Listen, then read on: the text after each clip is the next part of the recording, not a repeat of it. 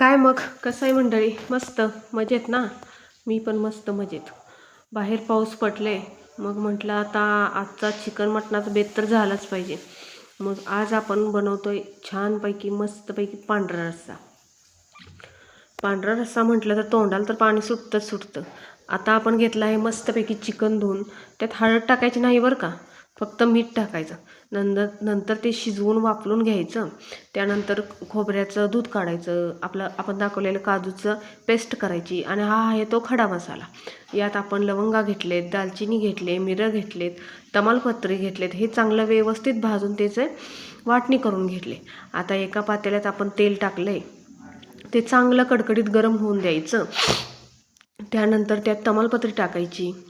त्यानंतर हा सर्व गरम भाजून घेतलेला खडा मसाला टाकायचा, तोही चांगला व्यवस्थित भाजून घ्यायचा. त्याच्यानंतर आल्या लसणाची पेस्ट, आपण काढलेलं नारळाचं दूध, त्या नारळातला चोथा नाही वापरायचा बरं का, तो सगळा आपण बाजूला काढून घ्यायचा, फक्त दूध घ्यायचं. ते नारळाचं दूध, काजूची पेस्ट, हे सर्व आल्या लसूण मिरचीची पेस्ट, हे सगळं एकत्र करायचं. आत्ता आपण हे अळणी पाणी, जे चिकन शिजवून राहिलं होतं ते अळणी पाणी आपण हे या पातेल्यात ओतून घेतलं. यात आपण बाहेरचं पाणी अजिबात मिक्स करायचं नाही, नाही तर त्याची चव बदलते. हे पांढरं दिसतं, हे आपली नारळाचं दूध आहे, काजूची पेस्ट आहे, आलं लसूण मिरची, हे सर्व पेस्ट मी याच पांढऱ्या दुधात सगळं मिक्स केलं आहे, आणि मग हे अळणी रश्श्यात ओतलं आहे. यात आता आपण थोडंसं मीठ टाकायचं. त्यानंतर कोथिंबीर टाकायची. मस्तपैकी अगदी चविष्ट लागतो. तुम्हाला तर खाल्लं की तुम्ही नंतर परत पुन्हा ही रेसिपी ट्राय कराल.